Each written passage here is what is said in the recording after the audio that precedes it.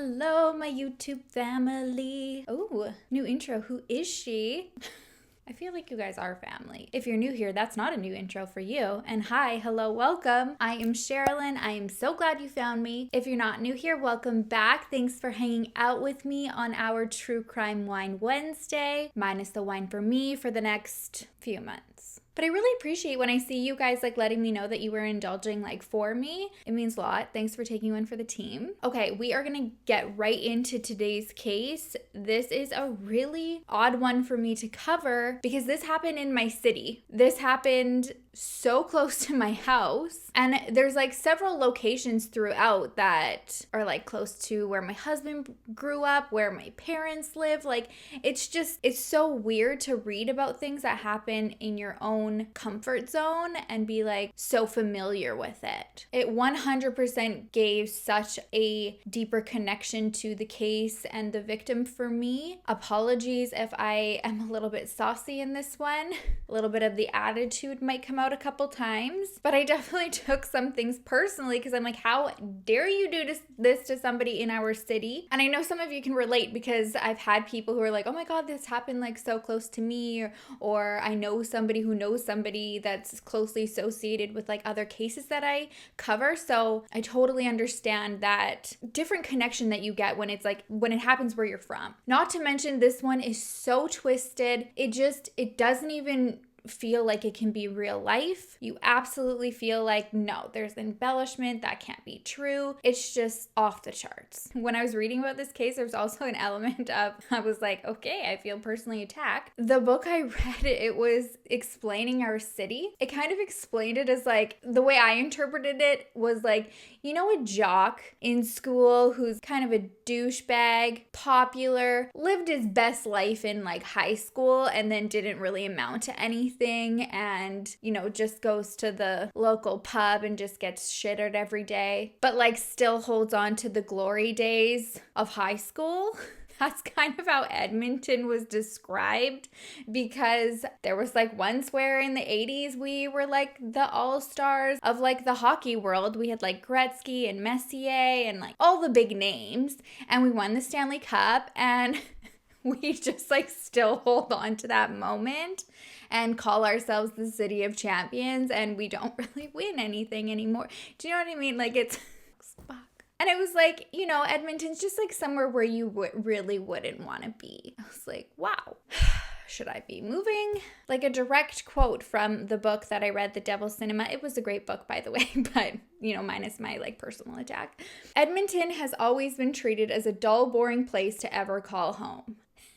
Okay. After being called the city of champions, our next nickname was Deadmonton. When you think about it, it's fair. There were several years where we were the highest murder capital in Canada. Not something you're proud of. Through all of that, though, there is one case that has definitely just stuck. If you're from Edmonton, you absolutely know it. You've probably driven by the scene of where this happened. And the crime is referred to as the Dexter murder. And if you've never heard of the case and someone was just saying, oh, this happened in my city, you'd be that is a plot for a twisted horror movie or TV show. There's no way that's real life. So this is the story of the tragic death of a man named Johnny Altinger and his encounter with a absolute monster who was so obsessed with a fictional character and obsessed with wanting to create his own non-fiction horror story. I'll give you guys a second to get all settled in. I just, before we get started, want to put a disclaimer of sorts out there. I'm not gonna go into graphic detail, but I do want to let you know that I will be reading out of a script that was found later on in the story. When I get to that part, I'll let you know so that if you just want to kind of blow past that, you can. I mean absolutely no disrespect to the victim or his family or friends. I usually won't read specifics, but I feel in this case, just based on how it ends, I think it's important to give context and not to just diminish what this poor man went through. I've gone back and forth, but the reason why I've decided to read it is just because before I had read it, I I almost just couldn't grasp the severity of what had happened. And I think once you do, you realize how important it is. So I will let you know when we get to that part. With that being said, let's get started. Johnny was born on April 28th, 1970. He was the younger son to his mom and father. His brother wanted to have a baby brother so bad. It was something that he was begging for always, and they delivered. His mom said that he was a pure joy, like such an easy baby, such an easy kid to raise. Growing up, he was bullied quite a bit at school, but despite that, I mean, he had all of the reasons in the world to, wish ill upon people who did this to him. But his view of it was just like, they are going through something that I probably don't understand. So who am I to treat them as poorly as they're making me feel, or treat somebody else poorly? Like, just so sweet, even in those situations, thinking about other people and not himself or how they're making him feel. He's described as warm and caring, and that's definitely the impression that I get when I think like, okay, if you're putting yourself in like a bully's shoes that's attacking you personally, warm and caring is the perfect explanation for his personality. When he was in his teens, his family moved from Edmonton and they moved to BC, which is right next door to Alberta, and they moved to an area called White Rock. I have family in White Rock and it's absolutely beautiful. Out there, his dad did upholstery work on cars. He, I think, primarily worked on German cars, so Johnny developed this love for German cars, and throughout his life he had a lot of them. They were never top-notch Mercedes. He'd had a Mercedes, but it was quite old, and I think it only blew like extremely hot air, which isn't bad for us because like most of the time it's winter. During the summer months even, it was just like constantly hot. He also had a really big interest in computers, and in the 80s he was a natural at picking up how the internet was working. Like back then it wasn't as user friendly, so if you were doing like blog posts and communicating with people in like forums and stuff, it was just such a different world. But it was something that he took to naturally and really liked. He stayed in BC for most of his young adult life. When his father passed away, he moved in with his mother for a few years to take care of her, just get her adjusted to a new routine. And then he decided to move back home to Edmonton. Initially, when he came back, he wanted to become a helicopter pilot, but I guess the course was really expensive. So he took a different course at NAIT, and he got a really well-paying job on the pipeline, which so many men in Alberta do. He was the kind of guy who had close friends everywhere, it seemed. Like he had his crew at work and he had his crew outside of work, but everybody just liked to be around him. And I think, when you've got that personality where everybody just feels like you're one of their closest friends and they just have so many, that was the impression that I got of him. He's described by his friends as a typical guy who loved to ride his motorcycle. He wasn't interested in having children, but he considered his motorbikes like his babies. He had been engaged at one point when he returned home, but not too much is known about it. From what I gathered, they didn't see eye to eye on the whole children situation.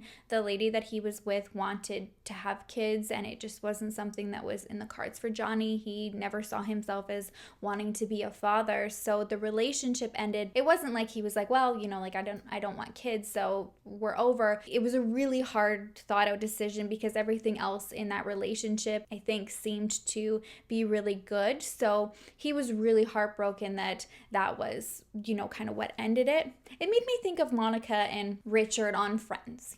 They were just like really great together, and then that was the only issue, and it's a big one. I read he had paid for a portion of the ring with money that the government had given everybody in Alberta this one year. This was like a long time ago. I even got one, and I think I was in like elementary or junior high school. I can't remember specifically. So it's just such a surreal feeling to learn about like somebody you don't know's personal experience and what they spent it on, but you can still relate because you also like got this money and it's now something that you have in common. It's things like that, as I was reading, that just added some form of bond. After the breakup, he distracted himself with hanging out with friends as one does. He also liked to learn as much as he could about, like, I guess the holistic lifestyle, spiritual awakenings and journeys, healing with like herbal medicines and stuff like that.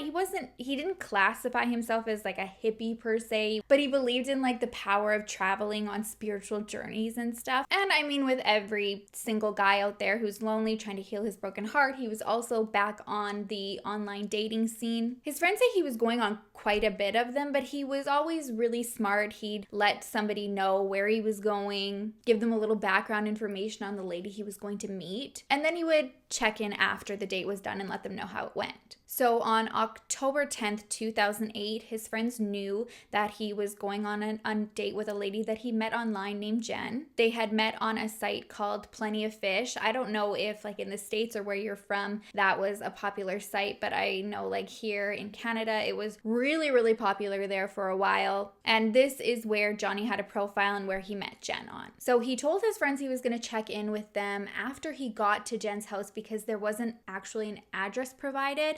And his good friend just wanted to know like the exact location he was at, but they didn't hear from him after the date and they were all worried. But I guess there's kind of that, voice in the back of your head where you're like, okay, well, maybe it went really well. This had happened over a weekend, so they thought maybe they're just spending time together this weekend. We're going to hear from him. And then 3 days later, they did hear from him. They started receiving these emails from his email account, and they read quite formal, I guess. It was basically like, hey, Jen turned out just to be a great catch. She's really wealthy. She wants to take me on this like 3-month vacation to get away from Edmonton for the winter. We're going to Costa Rica. I'll check in and let you guys know, how it is. He updated his Facebook status to say that he was in a relationship, how happy he was. Basically went through like all of his socials and was sharing like this newfound like instant love connection that he had, and that he was going off and jet setting to Costa Rica throughout the winter. Some people who were on his friends list that weren't like close to him, they were like, oh, awesome, like that, you're so lucky, exciting, send pictures, have so much fun. But to his close friends, they're like, this is just way too sudden. This doesn't seem right. And then when he sent an email quitting his job with just no notice or even talking to them about it, they were like, something's up. So his friends go to his house to check on them. I think one of them had a key, or they were able to get in through one of the windows, and they see that his car's not there. And in the parking garage, his 2 motorcycles were not tarped. And to them, that was like the biggest sign that something might be going on, because they were like, even if he left suddenly and it was like a last minute spur of the moment decision to just get on a plane and go somewhere, he would have tarped these bikes, or he would have called his best friend and been like, hey, can you go over and cover them? That's how meticulous and particular he was to take care of these things. With that, they go to the police station, and initially the police are like, okay, well, there's not really anything here. There's no evidence of foul play. I don't really think he's missing. He's communicating with you that he's in Costa Rica. So they kind of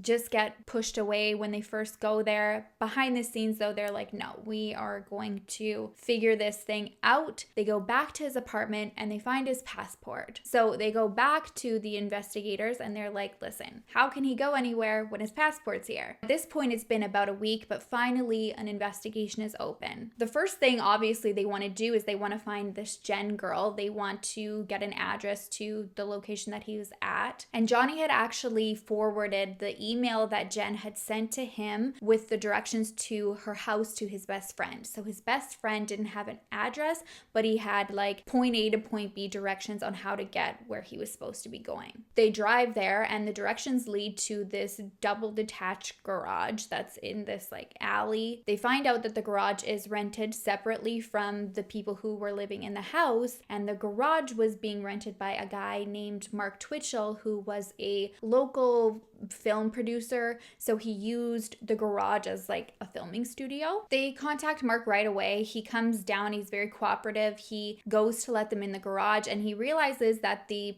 padlock on the garage isn't his. He's like, that's not my lock. Somebody's changed it. So the cop unscrews it, looks around. They don't see anything suspicious. So they take Mark down to just do a witness statement based on, if he saw anything out of place in there. And they wanted him to share, who has access to this garage, the fact that the padlock was changed, all that stuff. And he's really cooperative. Like, there's nothing out of sorts with him. He was an aspiring director, producer, writer. He had always grown up with the passion for arts. And his parents were really encouraging with that. I think his mom was like a graphic designer, so he had that element, just in his blood. He was raised textbook, in a middle class, hardworking family. Mom, dad, son, daughter, dog. He grew up in the north side of Edmonton, which is where my husband grew up. He was also teased quite a bit at school for being like nerdy. I guess he had pushed out ears when he was younger, so he had to have corrective surgery to get rid of it, to just try to stop kids from being assholes. To him, instead of trying to change his personality and his interests, he just stayed true to who he was. He didn't have a lot of friends, but those he did, they had common interests, so he was cool with just being nerdy. He was a stereotypical nerd. He liked Star Wars and comics, that kind of stuff. So for fun, he and his childhood friend would make scripts, perform these little skits, and they'd film them on his family's home video recorder. I also did this with my friends. Did you guys do that? And then you come across them all these years later and you're just oh my God, kill me now. Just dig the hole and put me in it. So embarrassing. But that was the fun stuff to do, especially I feel in the 90s, because that's when you had access to the camcorder and it was just such a big hype. So you would just film you and your friends doing stupid sketches and shit around your neighborhood. Anyways, that's what he and his friend also did. His friend would say he personally would, like doing those things. They were hobbies for him, but hobbies for Mark were over the board obsession. He was never just half invested in something he liked. It was just full throttle or nothing. And he also had a rebellious, mischievous side to him. His parents caught him several times stealing from his mom's wallet. I also read that he had been arrested twice for shoplifting, but he was able to talk his way out of it. So none of those situations he was ever charged or arrested for. People who knew him say it's because he had this knack of just storytelling and spinning a web to get himself out of situations by just lying. Friends also say his personality definitely had this dark side to it. He would be the one rooting and sympathizing for the killers or the evil people in movies. One specific example that they had was Anakin Skywalker in Star Wars. I've never seen Star Wars, but I kind of know the gist and a little bit about the characters. So I guess there was this blog that he would go on for Star Wars fans and they would talk. And he liked to talk about the scene where I guess Anakin slaughters a bunch of children. And he's wasn't it the sweetest? It was just so precise. I wonder what he was thinking in that moment. To each their own. That usually isn't my first thought when I'm watching devastating scenes like that, thinking about what is going on in the killer's mind. But I realize there are people out there who do think like that, and that's just as far as that goes. So I'm sure people who knew him were just yeah, you're a bit of a dark guy. So after high school, he enrolls in a TV radio production program, and he meets his first girlfriend, and her name's Tracy. I'm sure there was an element of it being his first girlfriend that made him really, really attached and invested in the relationship. Probably also the element of him just having that hyper obsessive personality. But she ultimately ended the relationship because he had this need, I guess, to lie about just the most mundane things. So she'd be if you're lying about something like this, what else aren't you lying about? And basically she couldn't trust him. So she ended it, and he was, I guess, really devastated. So in 2001, he decides to move to the States. He met a woman online. I believe she was in Iowa. And he's I'm leaving. I'm going over there. I'm going to marry her. And yeah, that's what He did. He married this gal. She said he didn't spend too much time with her, though. It was more just like a roommate situation. She said he was pretty much just glued to the computer all the time. And he had this like twisted humor creating fake online profiles of women. And then he would go in like dating site, or like, I think at that point it was mostly like chat rooms, F/location/age, question mark. Remember when that was the thing? So he would go in there and talk to dudes and just like mess with their heads and thought it was the most amazing thing, hilarious thing in the entire world. And she was like, I don't get it. So that marriage didn't last. I think they were married for a few years though. I think they lasted for about 4 years, but ultimately it ends, and then he moves back to Edmonton. He moves back with the plan and the focus of just going balls to the wall with this whole movie production thing. And it seems like he just wanted like everything to like line back up again. He wanted to jump back into a relationship also and find, somebody to be with again. So he gets back on the whole dating scene. He also goes on Plenty of Fish. He meets a girl there. I guess they were opposites though, and it was one of those situations where opposites attract. She was not into like sci-fi or Star Wars or anything like that. There's lots of situations where things like that work. So for them, it just clicked, and they got engaged really fast. They got married not long after, and then she got pregnant right away. So on the outside, everything was definitely lining up like he was anticipating it would. He started his own production company called Express Entertainment, and he was starting to see himself in his eyes and opinion as, quote, a young George Lucas. Stop. He had a good support group behind him, and I'm sure that helped, add and fuel to like the ego growing.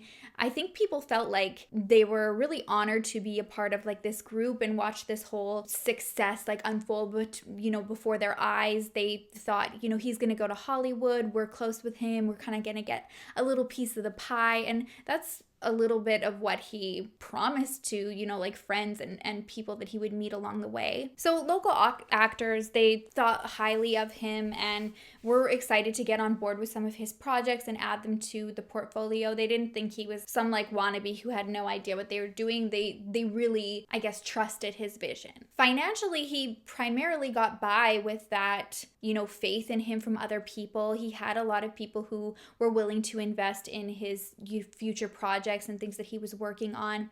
And he also had this knack and skill for creating like really elaborate costumes. I guess like cosplay, like over the top, just super accurate. So he'd also make these costumes and then he'd sell those on eBay. I guess one year he had made this massive replica of Bumblebee from Transformers, and he entered this really popular Halloween contest and party that happens in Edmonton, and he won it. I read that he didn't even really go into the event. He just stayed in the lobby because he was getting so much attention and so many people were wanting pictures, so he was feeling like a celebrity. And then I guess the next day he decided to go to like another really popular Halloween event and enter their contest, and then he won that one too. So he came out of the 2 nights winning. I think he won like a Harley Davidson. He won like thousands in cash, and then he sold the bike and just kept the money. I think he made like probably around like 20 grand or something like that. It was just ridiculous. So this year that all happened was also the year that Dexter was like really popular. A lot of buzz going around. Everybody was, recommending it to their friends. And one of his friends had recommended it for him to watch. He's like, I think this is right up your alley. And initially Mark was like, yeah, okay, I'll, whenever I get around to it, I'll watch it. But in his eyes, he thought he didn't like recommendations from people. He was like kind of snobby when it came to like TV shows because he's like this like producer guy and could do it differently. He also thought his friend was just like more gullible and sweet. His friend liked religion and that wasn't like up his alley. Let me tell you, I'm not one to push religion on people, but there's some people out there, you need Jesus, okay? Probably wouldn't hurt for this guy to take a little bit more recommendations and directions from his friend. It just so happens this one suggestion his friend does give him, he decides to, give it a shot, watches an episode of Dexter, and he's hooked. Like I said, when he invests his time and focus into something, it's an obsession. He goes on the internet, he changes all of his online personas to Dexter. He makes a Facebook profile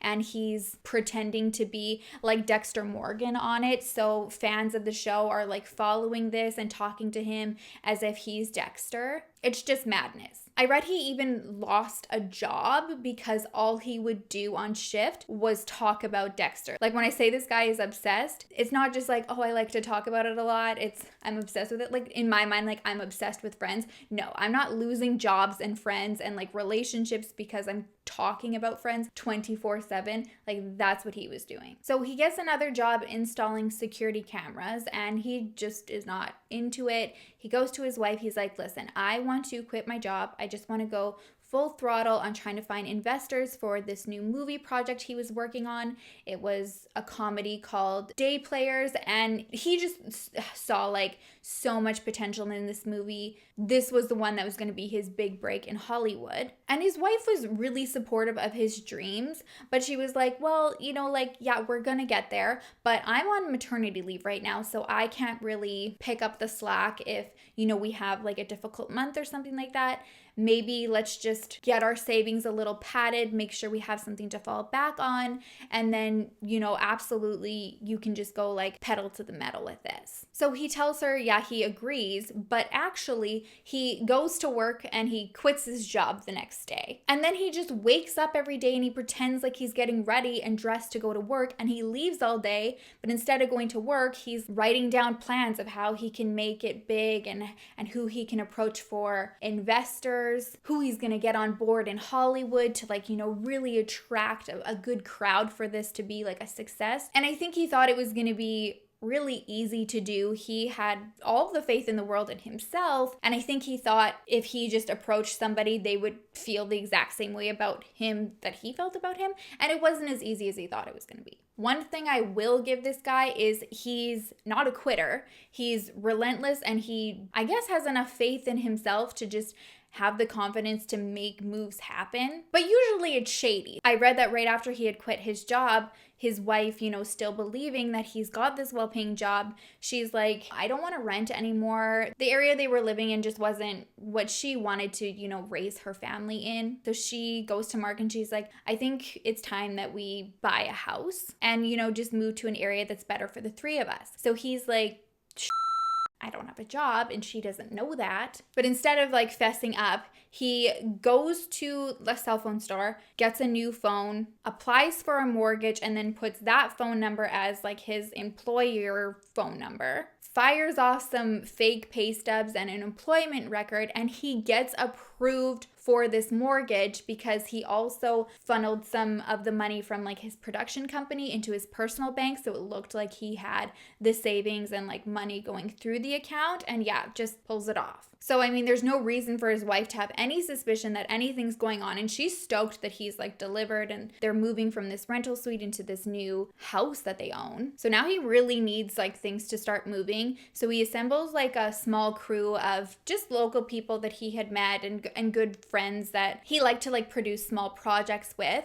and they do a short teaser film to just try to push off to people that they think that they can get money from, being like, hey, this is an 8-minute short story, this is my capabilities. And then they kind of have an idea of what to expect on like a larger scale. So he writes this script for a short film called House of Cards. It's like a thriller, and he needs a place to film it. So he rents this garage for, I think it was like $170 a month, and he turns it into like a filming studio. So pretty quickly he's able to, you know, put this whole thing together. He writes this script. It's coincidentally about a man who is lying to his wife, and this killer whose mission is to like take out people who like lie to their spouse or cheat on their spouse or stuff, and like take out the trash, you know, like very Dexter, where it's like, oh, you were bad, so there's justification for what I'm doing. So he hires a couple actors to work on this scene, and they agree to work for free,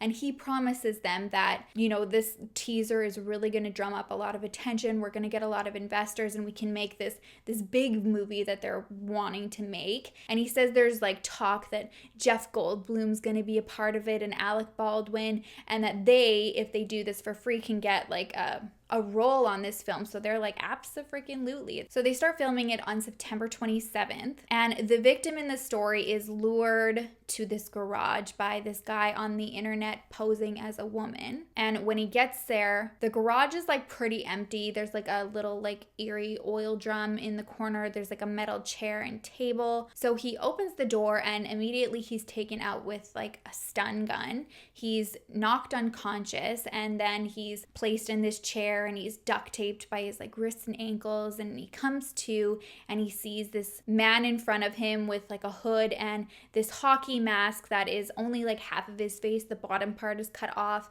and it's just black with like this gold strip painted on it. The guy says to the guy that's in the chair, we're gonna play a little game. I'm gonna ask you a question, and if you get the question wrong, I'm gonna start cutting things off. So the guy in the chair is fully cooperative, and this killer is able to get his PIN for his bank account, all the passwords to like his email, online dating, computers, everything. Ultimately, at the end, he doesn't let this guy live. He gets rid of his victim with a knife and meat cleaver. So it's only weeks after this movie wraps up its filming that Johnny goes missing, and the police are led to this garage that all of this took place in. And like I said, when they brought Mark in for questioning, he was really cooperative. He had given them that tour of the garage. He said he and only two other guys, they were really close friends that were producers, were the only ones that had keys to get in. As far as he knew, there was, neither of them had said anything about going there or meeting somebody, so he didn't think that they were involved in any way. He said he didn't know a Jen whatsoever, and as far as he knew, neither did those two. So that was pretty much it. He just gave that statement and he was allowed to go because he was really cooperative.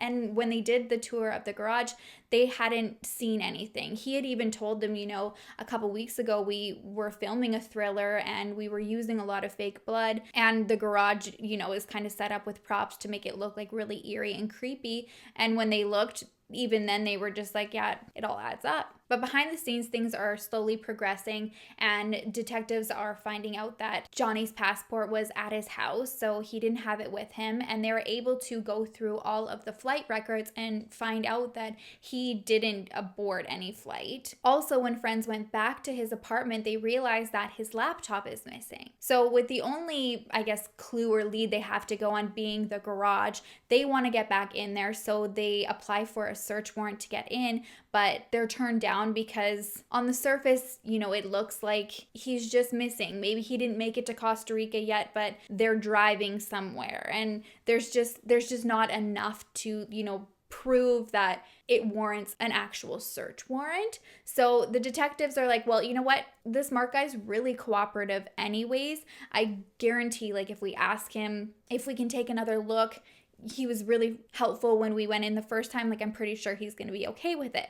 So the detectives go back to Mark and they're like, hey, do you mind if we go back in there and do a more thorough investigation, take another peek? And he's like, no, not at all. He signs off and gives consent and permission for them to look at things, take swabs, seize anything that they might want to take a closer look at the lab. So when he goes to meet with an officer to give him the keys to have full access into the garage, he has a little bit of a small talk with him, and he's like, listen, I want to be really, forthright and honest with you guys. The more I'm kind of thinking back on things, since I saw you last, with the padlock, I'm realizing that there's situations in my life that have happened that I didn't really connect the dots to, and I'm a little bit creeped out. He said earlier his vehicle had been broken into and he didn't think anything was taken. But when he looked again, a few personal items were missing. Then he said he and his wife had gone for dinner at her parents' house, and when they came back, the front door was unlocked. And he's like, it was unlike both of them. They were both really specific, triple check to make sure that the doors were always locked. And then he says that a few days ago, on October 15th, which would have been 5 days after Johnny went missing, he goes to the gas station and he's approached by this guy at his window, introduces himself as also Mark. He says he met this wealthy woman. She's going to take care of him. They're going on a 3-month vacation, and he wants to sell his car because when he returns from the vacation, this woman says that she's going to buy him a new one. And he's like, do you want to buy my car? The car was a 2005 red Mazda. So Mark looks at it and he's like, well, I can't really afford a car right now. And the guy says, well, how much money do you have on you? So Mark says he takes a peek into his wallet and he only had 40 bucks. So he's like, shows him, this is it. And the guy looks at it and he's like, sold. So Mark says he is suspicious and like feels like something's up, but I guess in that situation, he's like, what a steal. I'm just gonna go with it. So he gets the guy to follow him to the garage, drops off the cars. They don't even sign like a bill of sale or anything, and he doesn't think about it.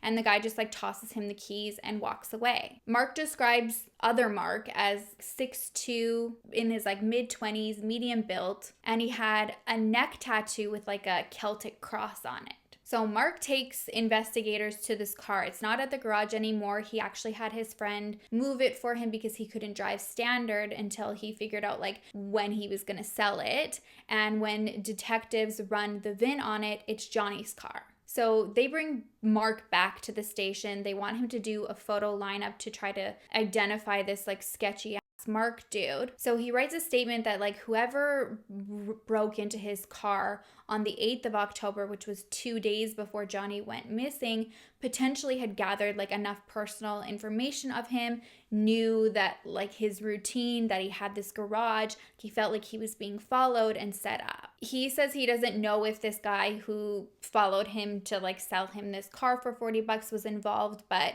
again, it just felt more like it was another piece of this trap. So detectives are going through this statement with him, kind of interviewing him again. They're keeping it really casual. Mark starts talking about his wife, his 8-month-old daughter, his love for Star Wars, all the projects he's done. This is like the middle of the night and he's just like going on and on and on and on about himself. And the detectives are just like letting him go. And they notice that a few things about his statement start changing. Now he said he wasn't actually at a gas station. He was parked on the side of the road taking a phone call that he didn't want to like talk and drive for. How noble. It was while he was like pulled over talking on the phone that this guy comes and knocks on his door. So at one point during the interview, the detective just pops out, takes a breather, reconvenes with the other guys to see what's going on in the back of the scenes. And he finds out that there's like this nosy neighbor that had come forward. And she said she had seen Mark there on either the 14th or the 15th. And he looked like he was changing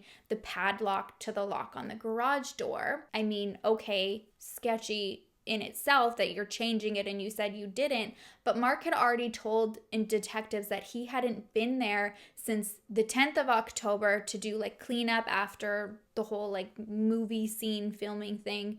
And now somebody's placing him there like 4 days later. So that they're like, something the F is going on. We're going in hot. So he goes back in and he's like, listen, I've been listening to you ramble about yourself for the past like 6 hours. I'm over it. There's no doubt in my mind, like you 100% have something to do with this guy missing. All Mark can say is like, why do you, like, why? I've done such a good job. I'm such a good actor.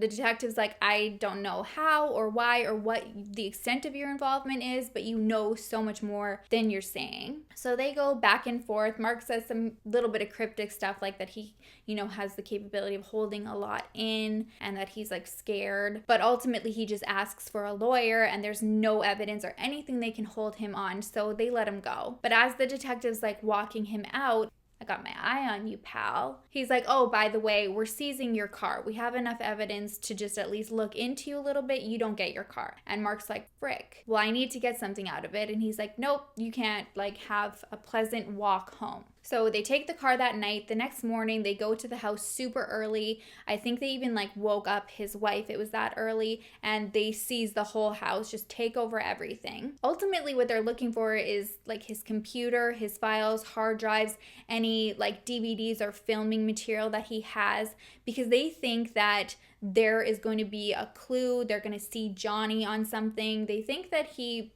might have filmed a snuff film and that whatever happened to Johnny was captured on camera. So while they're going through his stuff, they don't find anything like that. They go through his car.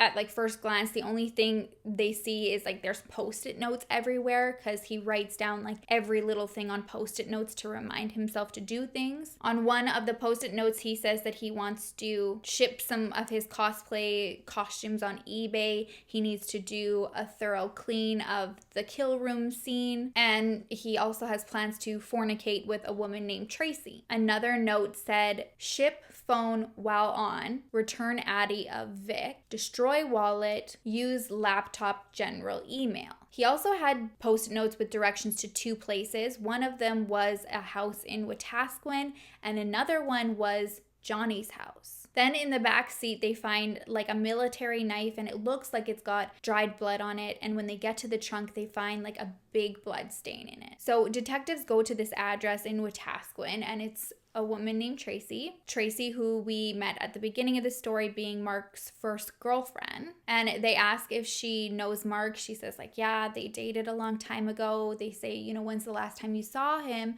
And she says she saw him on October 10th, which was the day that Johnny went missing, and they had gone to a movie, and it had ended around like 5 o'clock. It was so eerie reading about that too, because it was at a movie theater that I go to a lot. And then I started to wonder, like, have I ever sat in the seat that they sat in?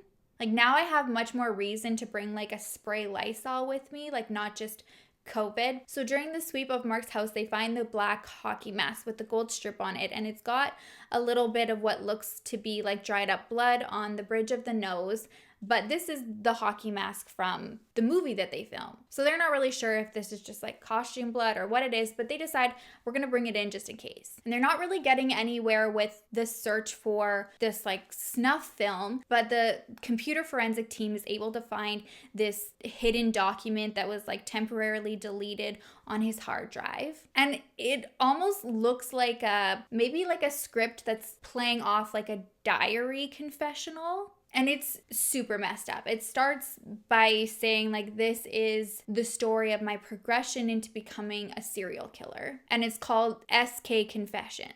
So this script diary confession, we don't know what it is. It says that, you know, serial killers are naturally selected group of people. And basically it's their destiny. There's no choice. But they have like a plan of what they want to do. So the person who is writing this, they say, you know, initially their plan is to target cheating spouses, take out the trash, you know, there's a purpose for it. But that decision had ultimately shifted to wanting to find single men who didn't have like a wife or kids or anybody who would notice that they were missing right away. They would present themselves as a female on an online dating site. They would lure this person to a garage. They'd be waiting for their victim with a black and gold hockey mask and armed with a knife from a military store. This is like an excerpt from this diary. The trap was set, and now it was time to bait the hook. My kill room was perfectly prepped. Plastic sheeting taped together around my table,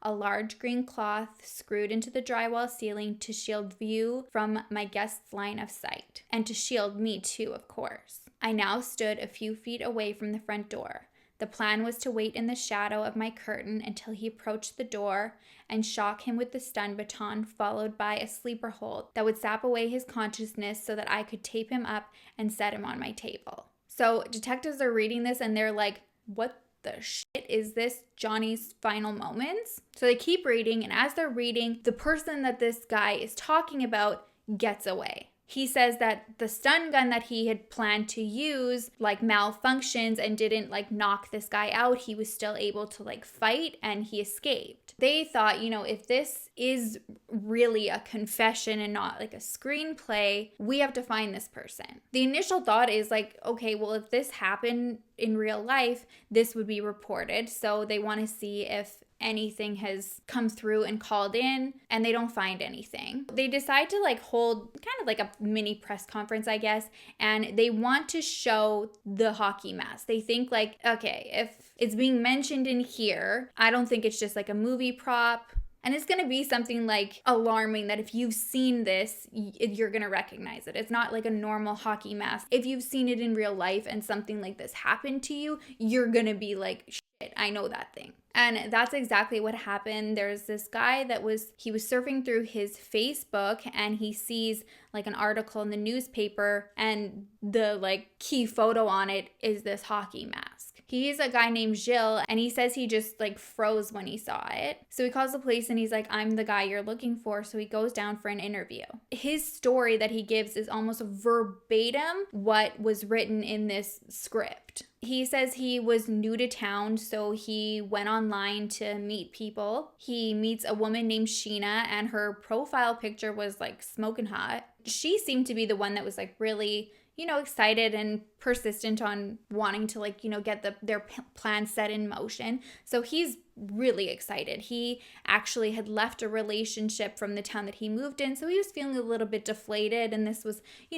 pumping him back up again. So the plan was that they were going to go to dinner and a movie, and he was going to pick her up. The only thing that was like sketchy to him was that there was no address that she gave. She didn't want to give her phone number because she wanted to meet him first and not have, some random guy that she's never known having her phone number. So she gave directions to her house. She said that he could park in the back alley where the detached garage was. She would leave the garage open a little bit for him to like crouch down under, and then he could go through to the door, get to the backyard, and then pick her up at the back door. So he's like, it's a little bit weird, but against his better judgment, he goes. When he gets there, the garage door is open like she says it's going to be. He ducks under to get through. And he says as he's approaching the door to get to the backyard, he feels someone come up behind him and grab him. And then he hears like this like almost like clicking, flickering sound, and he sees like this blue light. And he feels like his body start tingling, but he's awake. Like he's not like falling to the ground or anything. He's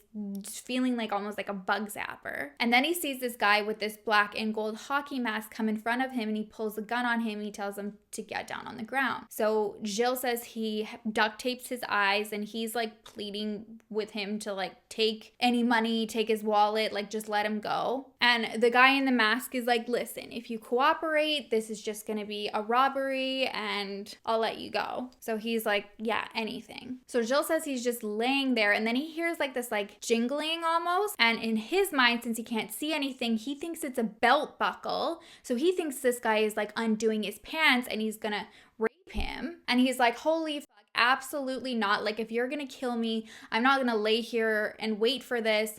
You can just like kill me as I'm trying to get out of here. And in his mind, he's like, no one knows even where I am. Like, I have to give this a fighting chance. I never told anybody. They'll never find me. So he musters up enough courage and strength. He rips the tape off of his eyes, and he lunges at the attacker because he's like, I've got nothing to lose. And he grabs for the gun that he's got in his hand. And as he grabs it, he realizes it's a fake gun, like it's plastic. So now he's like, he can't even shoot me. So they start struggling and fighting, and Gilles like feeling himself like kind of move further back, like closer to the opening of the garage door. So he starts letting this guy like feed him shots so he can like, fall closer to the door and make his way as like close as possible to actually have a shot to like run out and not get pulled back. So right when he's there, this guy with the mask has got a hold of his jacket. So he just like kind of MacGyvers his way out of it and slips under the door. He says he goes to run, but all of a sudden it was like the shock that he had from this like zapper, which he now realizes was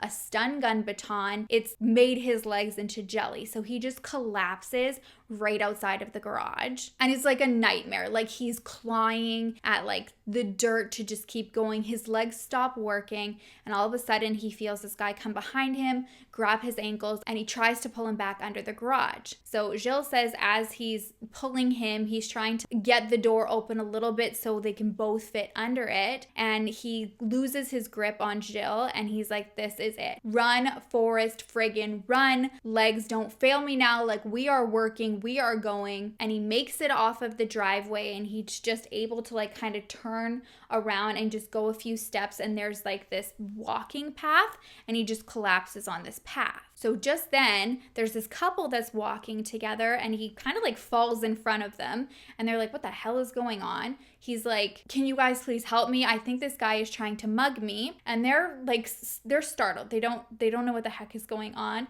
And they look up and they see this guy with a mask coming down this driveway, and he's like, oh, friend, like, come back. He's acting like they're just like goofing off and that he knows this guy in front of them, like begging for his life. And so they think this is like a setup to rob them and that these two are in like cahoots together. So they get scared and they walk away, and the guy in the mask starts to retreat as well. Gilles's just laying there and he's doing his best to just regain his strength, come up with a plan. So he sneaks back to the driveway of the garage and he grabs his truck. He says he just like books it in there. He can actually see the feet of this guy like pacing back and forth.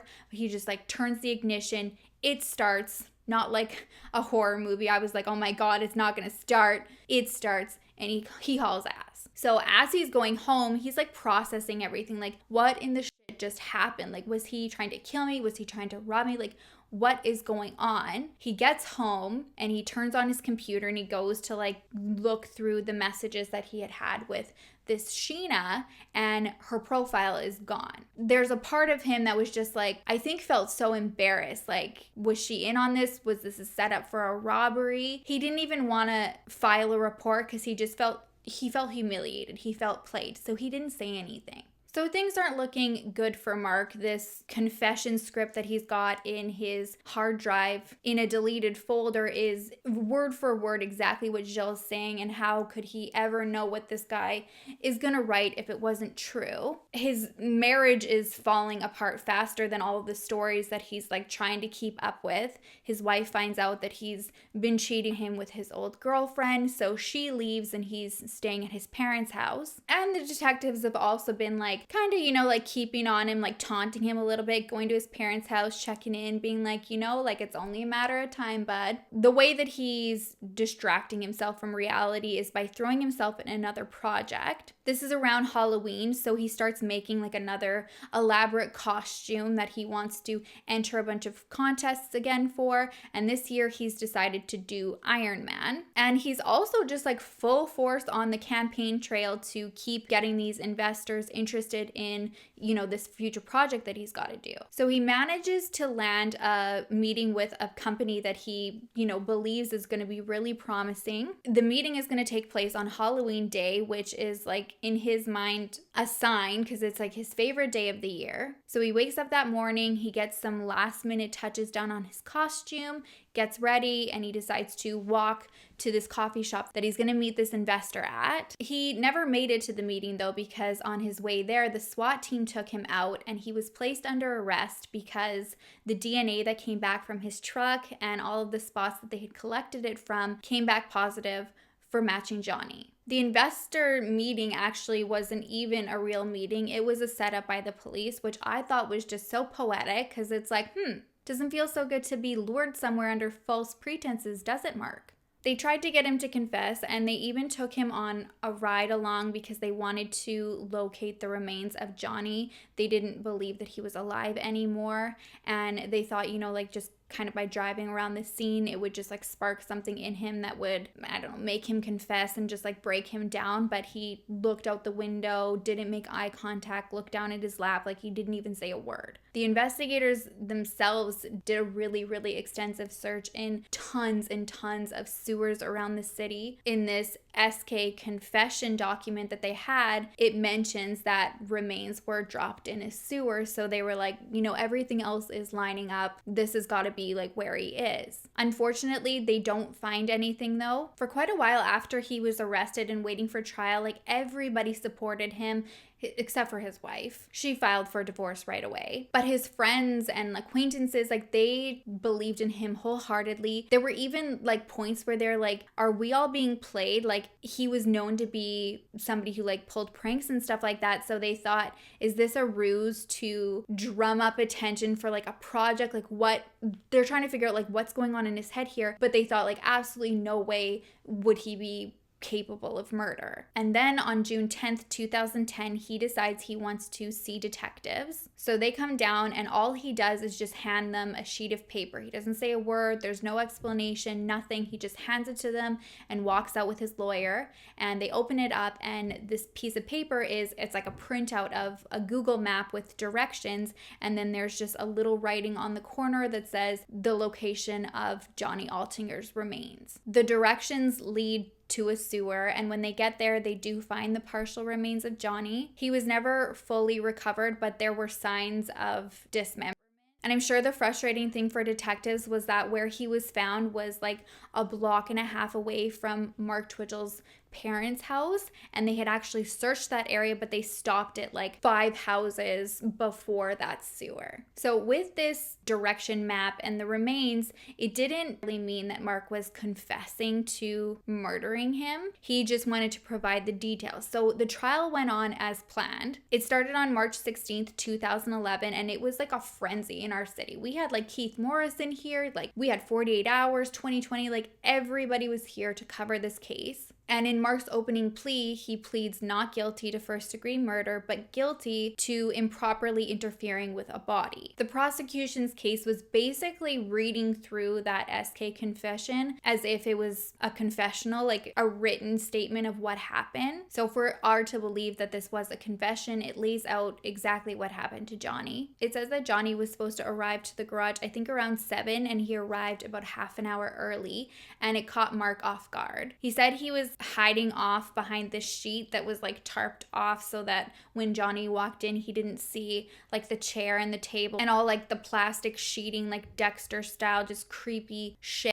So he says Johnny comes in and he stays back like towards like the opening of the garage, and he's like, hello. And Mark calls out from the sheet. He's like, oh, hey, sorry, just one sec. And he comes around and he's like, oh, hey, I'm just setting up for a film project. And earlier throughout the correspondence between Johnny and Jen, she mentions, you know, like, don't mind if there's any props and stuff like that in the garage. I have a friend who like uses the space to do films. So Mark plays off like knowing that this has already been mentioned, and he makes some small talk with him. He's like, yeah, like I'm a local director. Maybe you've seen some of my movies. Johnny's like, no, I haven't. He's like, oh, well, Jen's not here right now. She's going to be back in about 10 minutes. Do you just want to wait here?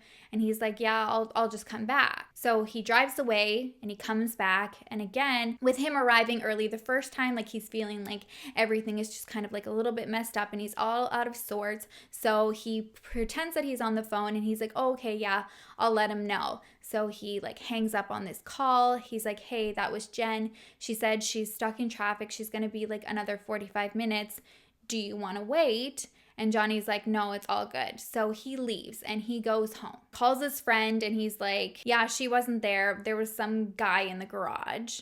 The friend's like, oh, like, was it her boyfriend? He's like, no, it was like some film guy. So I'm just gonna spend the night at home now. So he logs back onto the computer and it's about 20 minutes later, he gets another message from Jen and she says, hey, sorry about that. I'm back now. It's up to you. I know you probably don't want to come, but if you want to come, like the offer still stands. I'm at my house. Johnny sends another email to his friend and he's like, all right, I'm going back, bud. He gets there. The garage is still open, goes under. He sees Mark again. He's like, oh, hey, I'm back, you know. If we're to go off the details of the SK confessions, he suffered like unimaginable horror and terror. Like I mentioned at the beginning, I'm not going to go like super deep into it. I do want to read a few excerpts though. So it says that the person who came back says, hey, I guess I'm a glutton for punishment. And this writer says, you have no idea. It says that with that, he grabbed a pipe and he swung at his victim,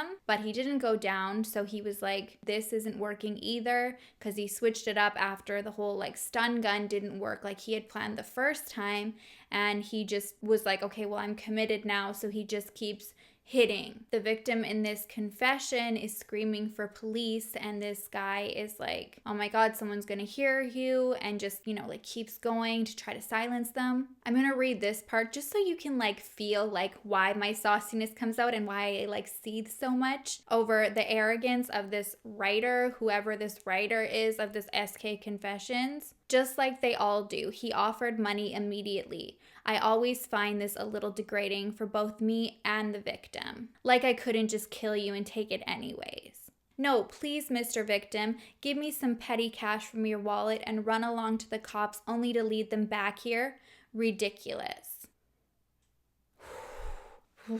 The sheer arrogance and ego, it's sick. Like that's what's ridiculous. This confession reads that the victim fought with everything, and it was almost like as the perpetrator was trying harder and harder to subdue him, it was giving him more adrenaline to like fight for his life. At one point, he even was able to grab the pipe from him, but as they were wrestling for it, the writer of the story pulls out a hunting knife that he has, and that was the end of the struggle. I'm sure if you're curious and you want to read like full details, this is online. It goes into graphic detail, like watching the last moments of his life.